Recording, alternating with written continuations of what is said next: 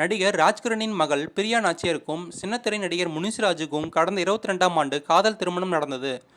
நடிகர் ராஜ்கிரனின் வீட்டில் இந்த திருமணத்தை ஆதரிக்காததால் முனிஸ்ராஜா பிரியா இருவருமே ரகசிய திருமணம் செய்து கொண்டனர். இதனால் ஆத்திரமடைந்த ராஜ்கிரண், பிரியா எனது மகளே இல்லை என கூறியுள்ளார். கல்யாணம் முடிந்த பிறகு முனிஸ்ராஜா வீட்டுக்கு சென்ற நிலையில் சில நாட்கள் கழித்து முசிறி காவல் நிலையத்தில் முனிஸ்ராஜா பிரியா மீது புகார் ஒன்றை ராஜ்கிரனின் மனைவி பத்மாஜா கொடுத்துள்ளார். அந்த புகாரில் முனிஸ்ராஜா தரப்பிலிருந்து பணம் கேட்டு தொந்தரவு செய்வதாக கூறப்பட்டிருந்தது.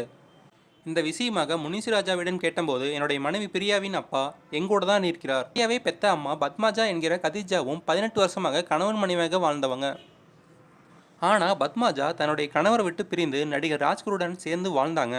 அப்போ என் மனைவி சின்ன குழந்தை, அவங்களையும் கூடவே கூட்டிகிட்டு போயிட்டாங்க. அப்போ பத்மாஜா மட்டும் இல்லை, பிரியாவுமே சிறிய நகைகள் வச்சுருந்தாங்க. அந்த நகைகளோட ராஜ்கிரனும் போயிட்டாங்க. ராஜ்கிரண் தான் பிரியாவை தன் மகளே இல்லைன்னு சொல்லிட்டாங்க. அவங்க போட்டிருந்த நகை நாட்டு மட்டும் எதுக்கு, அவங்க வீட்டில் இருக்கணும் தான் பிரியாவை பெத்த அப்பா அம்மாவும் பிரியாவும் சேர்ந்து நகைகளை கேட்டாங்க. அதுக்கு தான் புகார் தந்திருக்கேன். இந்த சூழலில் திடீரென பிரியா ஒரு வீடியோ வெளியிட்டிருக்காங்க. முனிஸ்ராவை பிரிந்து விட்டதாக சொல்லியிருக்காங்க. அப்பாவுக்கு இந்த கஷ்டத்தை தந்ததுக்கு நான் மன்னிப்பு கேட்டுக்கிறேன்.